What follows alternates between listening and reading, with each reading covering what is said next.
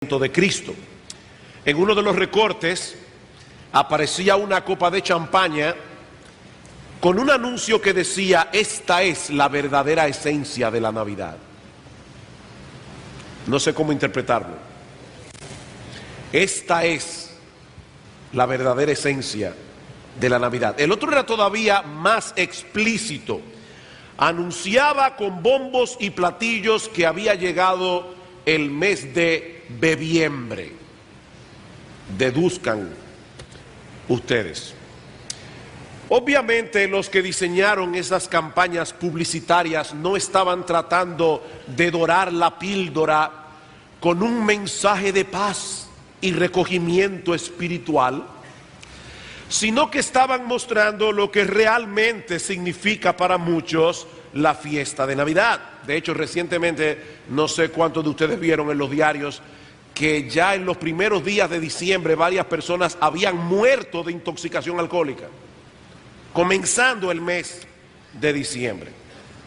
Ahora, lo que yo quiero hacer en esta mañana no es denunciar la forma inadecuada como el mundo celebra la Navidad, sino más bien considerar con ustedes una de las profecías sorprendentes que encontramos en el Antiguo Testamento acerca de la persona de nuestro Señor Jesucristo, escrita unos 700 años antes de su nacimiento. Una profecía que nos ayuda a entender la verdadera esencia de este evento que estamos celebrando en estos días. Yo les pido por favor que vayan conmigo al libro del profeta Miqueas. Miqueas capítulo 5, y vamos a leer los versículos 1 al 2. De paso, este programa de lectura que hemos repartido es precisamente para que podamos todos juntos ir leyendo toda la Biblia a lo largo de estos 2 años. Es algo que unifica a la iglesia, el hecho de que todos podamos estar leyendo la misma cosa. No es obligatorio, pero si usted desea hacerlo, yo creo que sería muy bueno. Y así yo creo que algunos van a leer algunos de los profetas menores que casi nunca se leen. Es una vergüenza, ¿verdad?, llegar al cielo, encontrarse con Miqueas y saber que usted nunca leyó su libro. Así que esta es una buena oportunidad para comenzar a leer toda la Biblia en un lapso de 2 años. Ahora dice Miqueas capítulo 5 versículos 1 al 2: rodéate ahora de muros, hija de guerreros, nos han sitiado, con vara herirán en la mejilla al juez de Israel.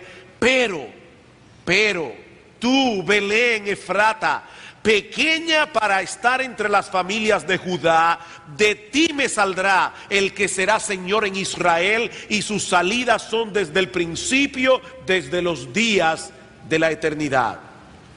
Miqueas fue un profeta, se le llama profeta menor porque su libro es un libro breve, no como el de Isaías o Jeremías o Ezequiel. Es un profeta del siglo VIII, contemporáneo precisamente de Isaías, el cual ministró durante un periodo muy difícil en la historia de Israel. Por un lado, la nación estaba sufriendo de una profunda descomposición moral y espiritual. Por el otro lado, ellos tenían la amenaza de la gran nación de aquellos días, la nación de Asiria en el norte de Israel, que en un futuro no lejano castigaría a los judíos con una derrota humillante.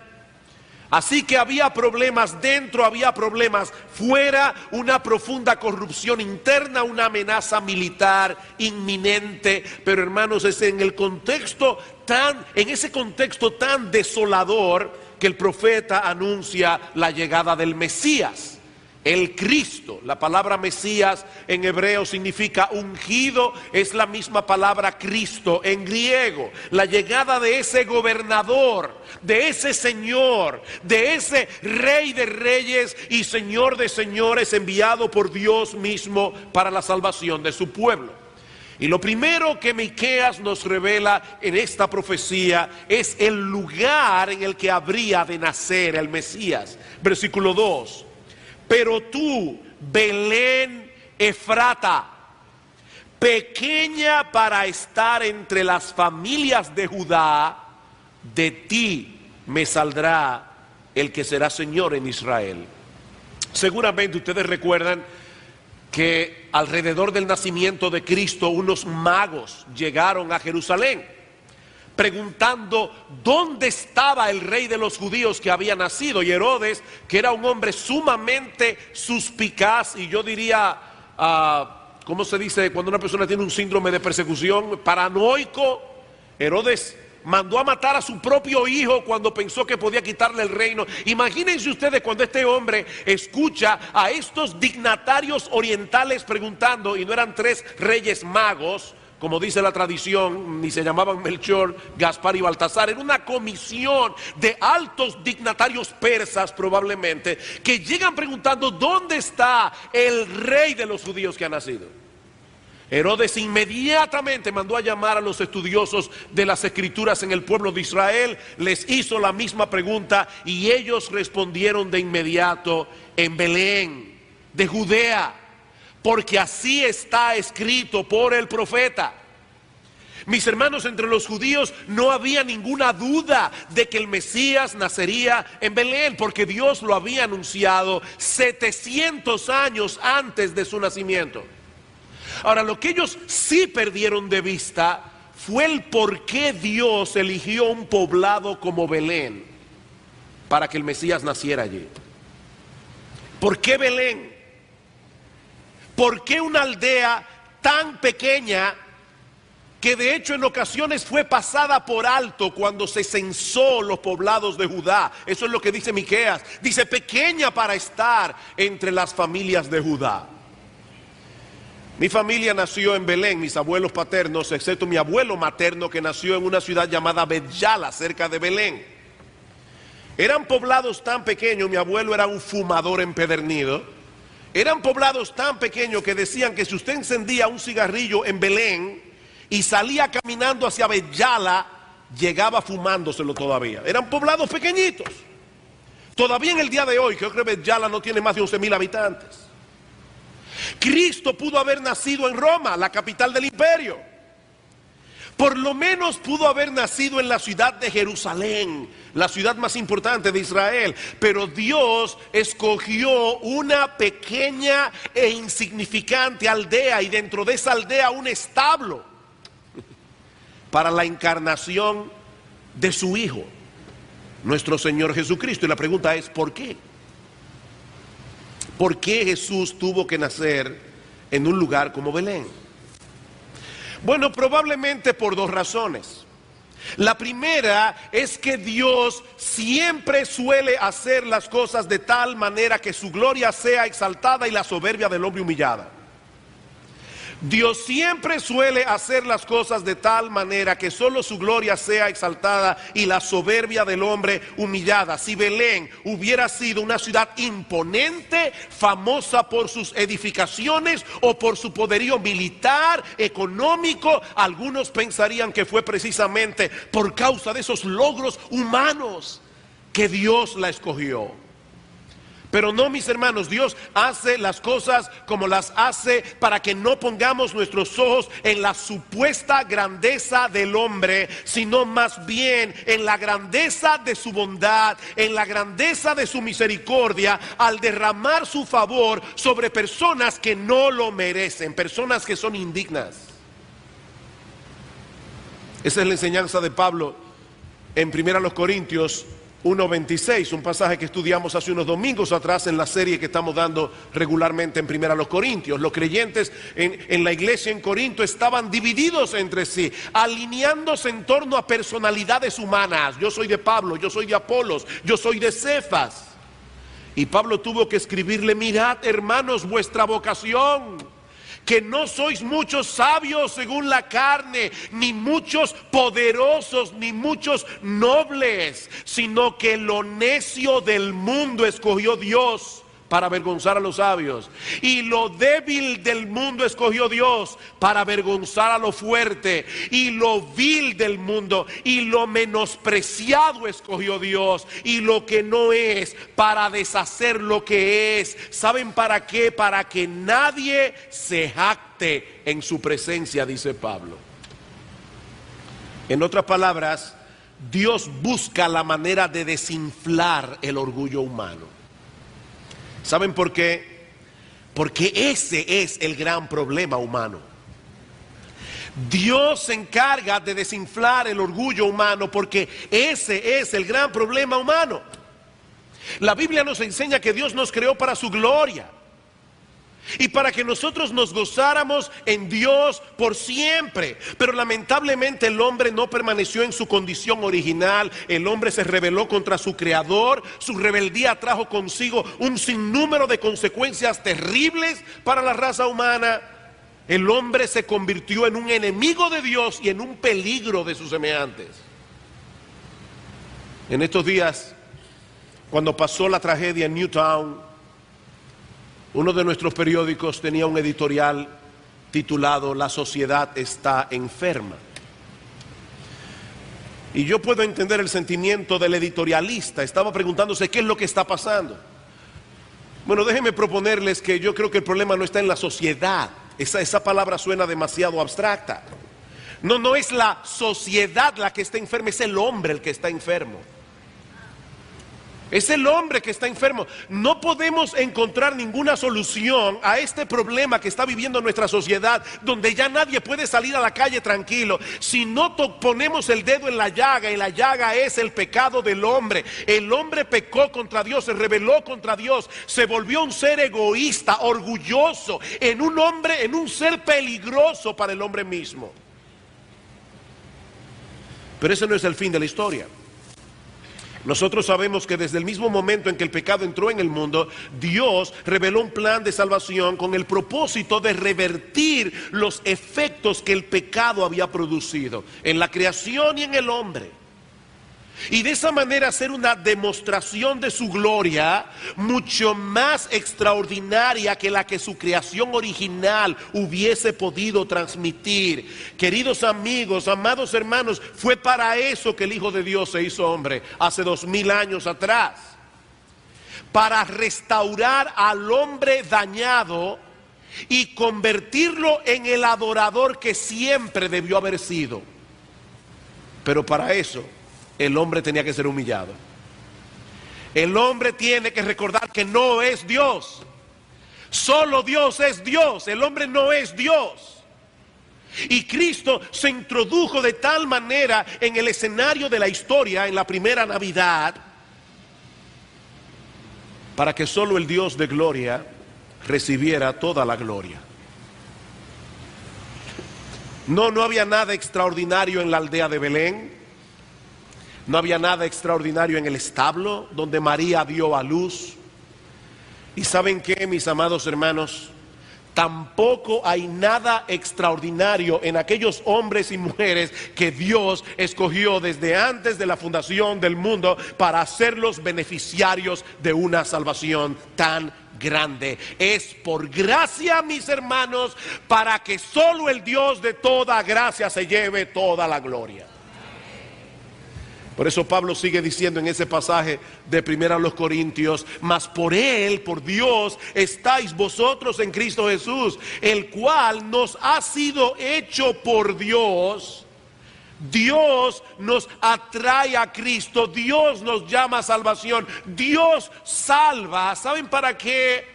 Para que, como está escrito, el que se gloría, gloríese en el Señor. Miren, mis hermanos, si hay un grupo de personas en el mundo a quienes les resulta ridículo actuar con orgullo, es a los cristianos. Y mientras más pasa el tiempo, más me convenzo de que esa es una de las grandes verdades que los cristianos deben recordar todo el tiempo, porque el orgullo sigue siendo el problema de nuestro corazón. Por eso es que hay tantos problemas a veces en la iglesia. Es el orgullo. Es el orgullo, nos creemos demasiado importantes. Hermanos, si hay personas para quienes es ridículo ser orgulloso, es para los cristianos, porque el mero hecho de profesar que somos seguidores de Cristo es un anuncio público de nuestra propia bajeza y pecaminosidad. Ahora, yo creo que es probable que Cristo haya nacido en la aldea de Belén para mostrar también desde el principio el carácter de su obra. El carácter de su obra. Él no vino para ser servido, sino para servir. Él vino a tomar el lugar de pecadores culpables que no merecían un palacio, sino un patíbulo. Yo voy a repetir eso otra vez, hermanos. ¿Para qué vino Cristo? Él vino a tomar nuestro lugar. ¿Y qué es lo que tú y yo merecemos por nuestros pecados delante de la justicia de Dios? No un palacio, merecemos un patíbulo. Para los niños y jóvenes que están aquí que no saben lo que es un patíbulo es algo que deberían construirlo o en el día de hoy para aplicar la pena de muerte sobre aquellos que matan a otros seres humanos, como dice la Biblia, y yo creo que eso disminuiría en gran manera la delincuencia en este país. Un patíbulo es el lugar donde se ejecutan los culpables. Bueno, Cristo nació en una aldea pequeña e insignificante porque Él vino en nuestra representación. Él vino a tomar nuestro lugar, y lo que nosotros merecemos no es un palacio, lo que nosotros merecemos es un patíbulo. Antes de ser exaltado era necesario que Cristo fuera humillado. Esa es la enseñanza de Pablo en Filipenses capítulo 2. Haya pues en vosotros este sentir que hubo también en Cristo Jesús, el cual siendo en forma de Dios no estimó el ser igual a Dios como cosa que aferrarse, sino que se despojó a sí mismo, tomando forma de siervo, hecho semejante a los hombres, y estando en la condición de hombre, todavía se humilló más, haciéndose obediente hasta la muerte, y muerte de cruz, la muerte de un criminal. Cristo se humilló hasta lo sumo, consecuentemente fue exaltado hasta lo sumo, dice Pablo. Primero la humillación, luego la exaltación.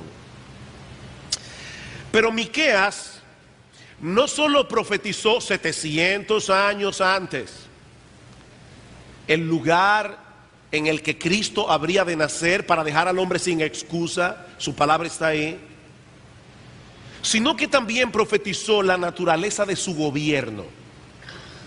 La naturaleza de su gobierno. Noten una vez más: pero tú, Belén Efrata, pequeña para estar entre las familias de Judá, de ti me saldrá el que será Señor en Israel. Bueno, es obvio que el Mesías prometido viene en calidad de gobernante. De ti me saldrá el que será Señor en Israel. Lo que no es tan obvio en el texto es que Él no viene a gobernar en su propio nombre. Miren, mis hermanos, en la Biblia no hay ninguna palabra de más. La Biblia entera es inspirada por Dios, de cabo a rabo, cada palabra. Escuchen el texto otra vez. Allí no dice: Belén Efrata, de ti saldrá el que será Señor en Israel. No, eso no es lo que el texto dice.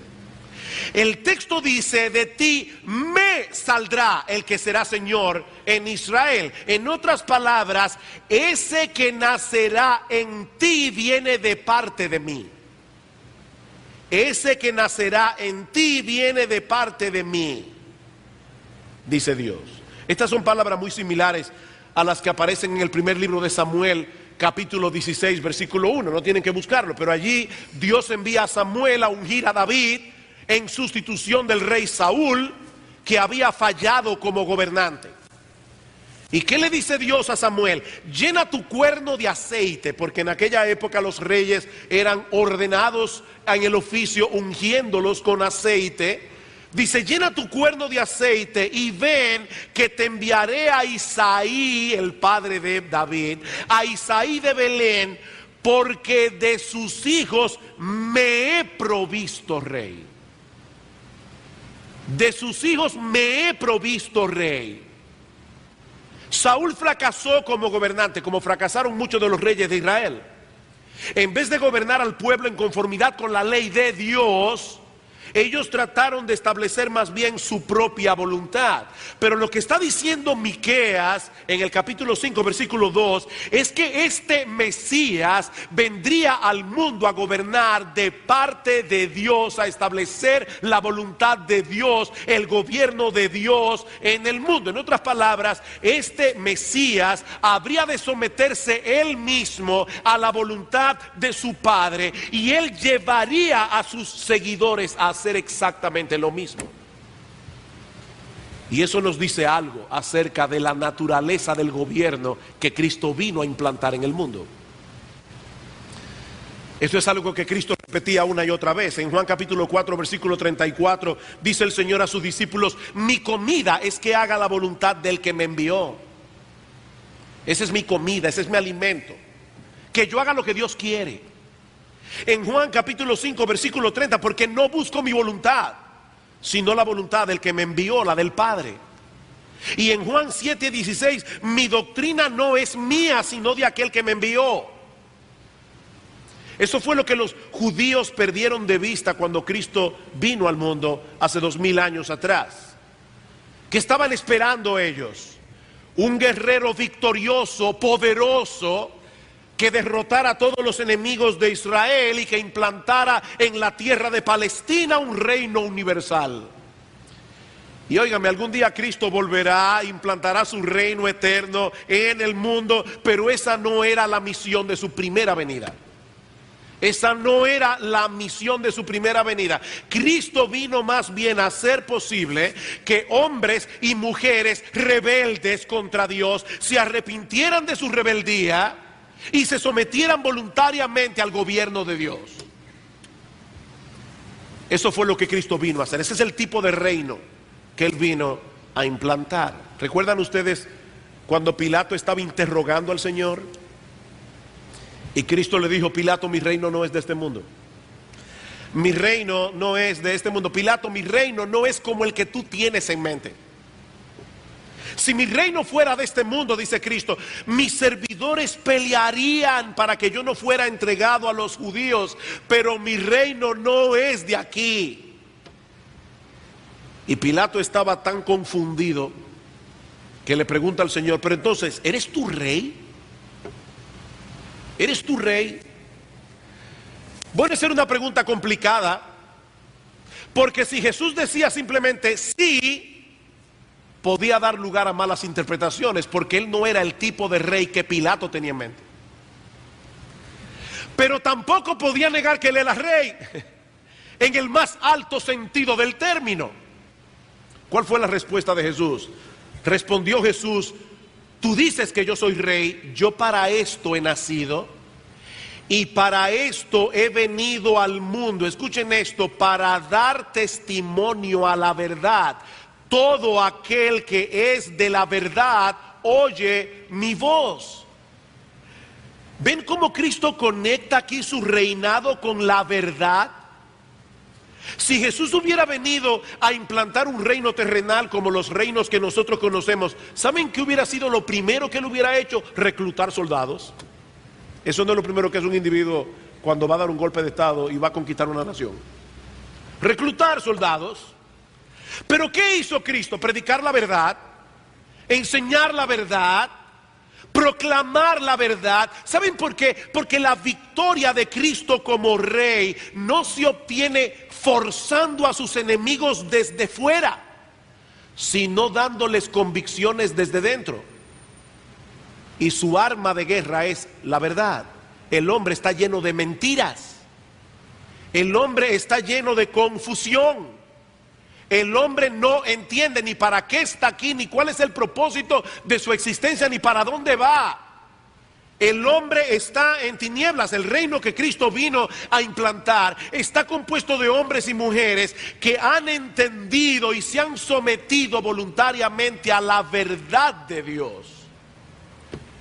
Una verdad que Cristo encarna. Yo soy el camino, dice el Señor, la verdad y la vida. Nadie viene al Padre sino por mí. Fue ese tipo de reino el que Cristo viene a establecer, el que Cristo vino a establecer. De ti me saldrá el que será Señor en Israel. Pero hay algo más que Miqueas profetiza acerca del Mesías. Hemos visto ya el lugar de su nacimiento, una aldea insignificante llamada Belén. Hemos visto ya la naturaleza de su gobierno. Él vino a hacer que los hombres se sometieran a la voluntad de Dios, que depusieran su rebeldía, que se sometieran a Dios.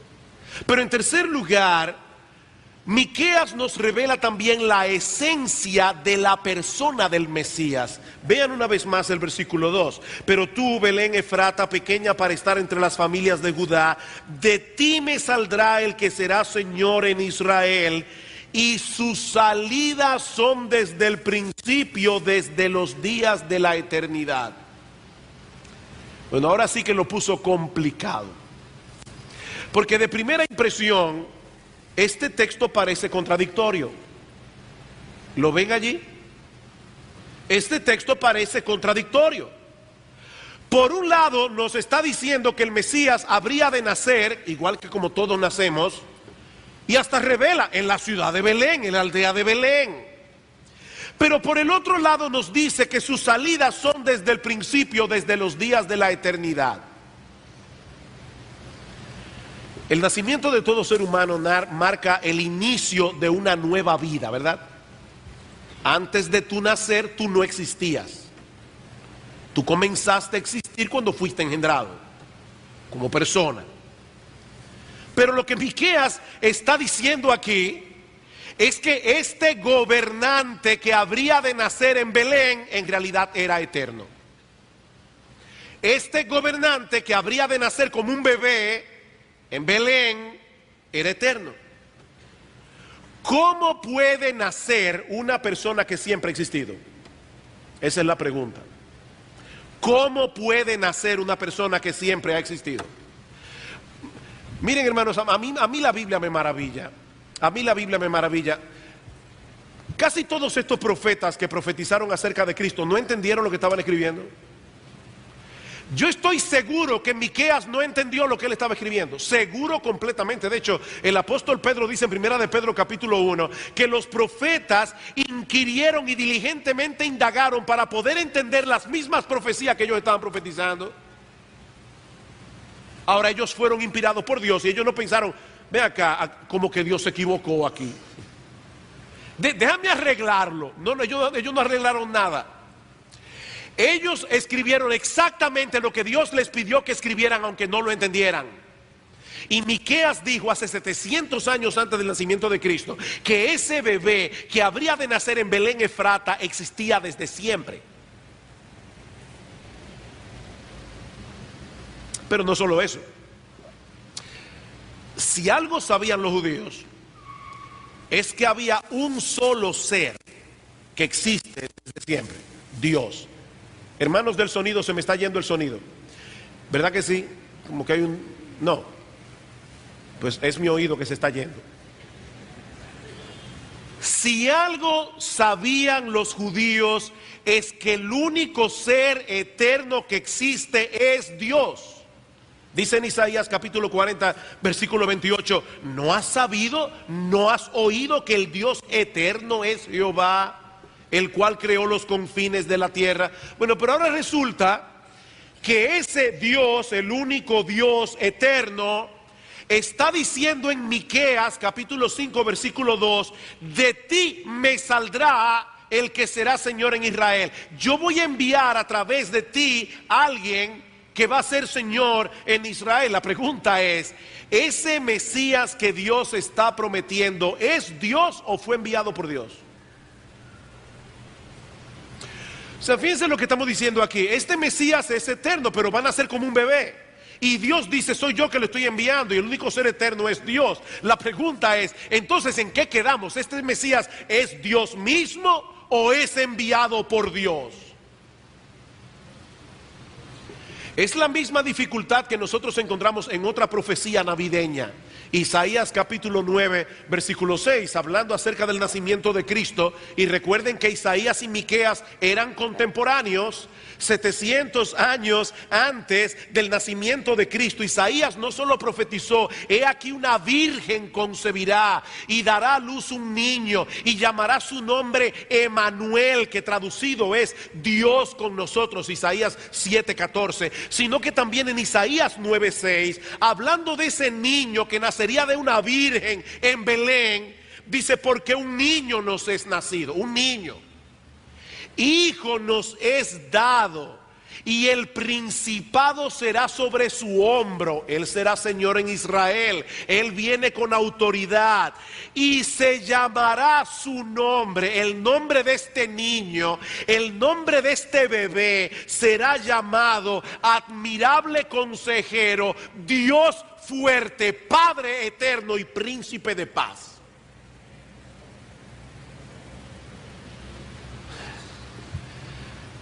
No hay que ser un genio de la exégesis para ver el problema, ¿verdad? ¿Cómo puede alguien ser llamado Dios fuerte, Padre eterno y al mismo tiempo nacer como un niño? ¿Cómo puede ser posible? Bueno, la respuesta a esta pregunta no solo es la más misteriosa que el hombre haya podido hacerse alguna vez, sino la más extraordinaria que un ser humano haya escuchado jamás. Lo que ocurrió hace cerca de 2000 años en una aldea insignificante de Palestina llamada Belén no fue el nacimiento de un niño común y corriente, sino el acto de amor más extravagante que alguna vez haya ocurrido en la historia.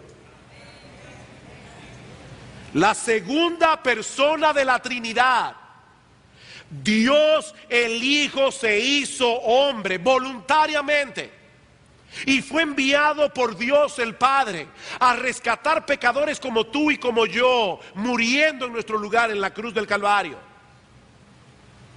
Es por esto que este niño puede ser llamado con toda propiedad Dios fuerte y Padre eterno. El mismo Cristo le dijo en una ocasión a los judíos, Juan capítulo 10, versículo 30, yo y el Padre somos uno. Y a Felipe le dice en Juan capítulo 14, versículo 9, Felipe, el que me ha visto a mí, ha visto al Padre. El que me ha visto a mí, ha visto al Padre. He ahí la solución del dilema. Jesús nació como un niño en la aldea de Belén, pero no era otro que el Hijo de Dios, la segunda persona de la Trinidad, asumiendo en el tiempo una naturaleza humana, semejante en todo a la nuestra, pero sin pecado. Y estando en esa condición de hombre, decidió pagar en una cruz la deuda que todos tenemos con la justicia divina, muriendo la muerte que todos merecíamos. Así que es Dios el que envía a Dios. Es Dios el que envía a Dios. Dios el Padre enviando a Dios el Hijo.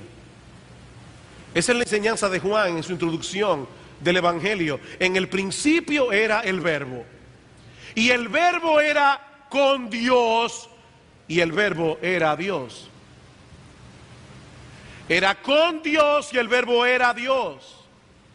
Versículo 14, y aquel Verbo fue hecho carne y habitó entre nosotros y vimos su gloria. Gloria como del unigénito del Padre, lleno de gracia y de verdad. Es ese hecho extraordinario el que supuestamente el mundo estará recordando dentro de 2 días. El nacimiento de aquel que vino a redimirnos del pecado para que nosotros pudiésemos cumplir el propósito de nuestra existencia: glorificar a Dios y gozar de Él por siempre. ¿Saben que la Navidad es un recordatorio perenne de que algo anda mal en el mundo? Recuerden eso, hermanos, cada vez que llega la Navidad es un recordatorio de que algo anda mal. Porque en vez de vivir para Dios, el Dios que nos creó, nosotros los seres humanos decidimos vivir para nosotros mismos. Mis hermanos, ¿cómo se supone que deberíamos celebrar el nacimiento de aquel que vino a corregir ese mal? ¿Acaso no es cierto que la Navidad es uno de esos periodos del año en el que más se apela a la codicia, a la soberbia, al orgullo, al egoísmo humano? La gloria de Dios tiene que ver muy poco con esta celebración. Muy poco. Aún aquellas personas que critican el materialismo de esta época, porque hay personas sensatas que critican el materialismo de la Navidad, de la temporada navideña, ¿qué nos ofrecen a cambio? ¿Qué nos ofrecen a cambio? Que pasemos tiempo con la familia. Esta es una época, aquí es que la telefónica se vuelve millonaria, porque comienzan, llama a tu mamá que está en Nueva York. Esta es una época para estar cerca. Y está bien, yo no tengo ningún problema. A mí me encantan las reuniones de Navidad, me encanta la cena del 24. Yo no tengo problema con eso. Me encanta comer pastel en hoja, y pastelito, y puerco, porque yo soy naturista. Yo no sé qué puede haber más natural que un puerco. A mí me encanta todo eso, hermano. Yo no estoy criticando eso en sí. Pero esa no es la opción. O que pensemos en los más desposeídos. Y eso está bien. Esto es una época en que nosotros podemos hacer mucho bien. Pero ¿saben qué? Ninguna de esas cosas toca el nervio de la Navidad. ¿Cuál fue el primer himno que se compuso de Navidad? El que cantaron los ángeles en el texto que leyó Lester al principio. Gloria a Dios en las alturas. Y en la tierra paz a los hombres. No a los hombres de buena voluntad, no, a los hombres que por la buena voluntad de Dios reciben la paz que Cristo vino a traer. Pero todo comienza con la gloria de Dios. El foco de la Navidad es la gloria de Dios. Cristo nació para la gloria de Dios. Gloria a Dios en las alturas. Tan pronto nosotros a nuestro Dios que creó todas las cosas para su gloria. ¿Recuerdan aquella ilustración de Francis Chan que yo di una vez hace meses atrás? El individuo que lo contratan como extra en una película. Y él renta el cine, invita a todos sus familiares y sus amigos para que vean la película en la que él actúa. Y resulta que en la película él sale en una escena un microsegundo y de espalda solamente se le ve la coronilla de la cabeza. Tal vez la mamá lo identifica. Y cuando termina la película, sus amigos le dicen: pero qué estúpido eres. ¿Y quién te dijo a ti que esa película es sobre ti? Bueno, hermanos, esta película no es sobre nosotros. El actor principal, el protagonista de este drama es Dios y su gloria. Pablo dice en Romanos capítulo 3 versículo 23: todos pecamos y nos quedamos cortos de alcanzar el propósito para el cual fuimos creados, la gloria de Dios. El hombre ha decidido vivir para su propia gloria, haciendo su propia voluntad, siguiendo sus propios deseos, completamente al margen de la opinión de Dios. Hace unos años leí una ilustración que puede ayudarnos a entender la magnitud de este problema. El gobierno de los Estados Unidos de Norteamérica invierte mucho tiempo, dinero y esfuerzo para entrenar y equipar sus fuerzas militares. ¿Para qué? Para que protejan a los Estados Unidos de Norteamérica, ¿no es así? Bueno, imagínense que de repente se descubre que un batallón del ejército norteamericano ha estado usando todos los recursos que el gobierno le provee para proveerle armas a una célula de Al Qaeda y están planificando con ellos un ataque letal a los Estados Unidos de Norteamérica. Pregunta: ¿qué sucedería con los miembros de ese batallón? Bueno, seguramente todos los implicados serían juzgados por alta traición y serían castigados con la pena máxima. Pues ¿saben qué, mis amados hermanos y amigos que están aquí en esta mañana? Eso es exactamente lo que ha hecho el hombre con su hacedor. Dios nos creó y nos equipó para que nosotros pudiésemos vivir para su gloria. Dios nos dio una mente para pensar, Dios nos dio un corazón para sentir, Dios nos dio una voluntad para decidir, Dios nos dio un cuerpo para servirle y una boca para alabarle. Pero el hombre ha corrompido todos esos dones y capacidades, usándolos para su propia gloria y para llevar su propia agenda. ¿Saben lo que es eso, mis amados hermanos? Alta traición, y de la peor clase. Alta traición. Fue precisamente por eso que Cristo vino al mundo. Él vino a buscar y a salvar lo que se había perdido. Él vino a reconciliar al hombre con Dios. Él vino a restaurar nuestras personalidades dañadas por el pecado para que pudiésemos cumplir, aunque todavía imperfectamente, el propósito para el cual fuimos creados.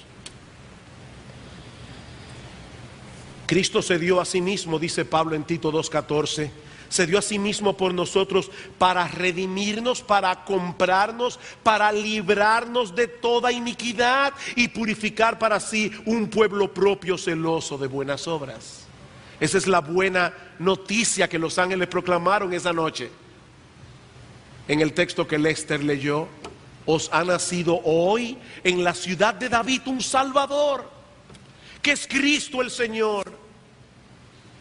Es por eso que al pensar en la Navidad, nuestro foco de atención no debe ser el pesebre en la aldea de Belén. No, nuestro foco de atención debe ser el Gólgota en las afueras de Jerusalén. No debe ser el pesebre, es el Gólgota donde Cristo fue crucificado. El pesebre no es un fin en sí mismo. Cristo se hizo hombre para morir.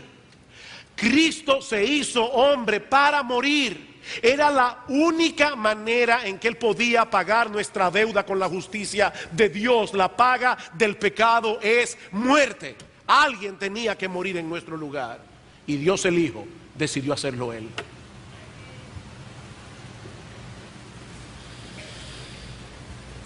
Déjame hacerte una pregunta. ¿Te gusta recibir regalos en Navidad?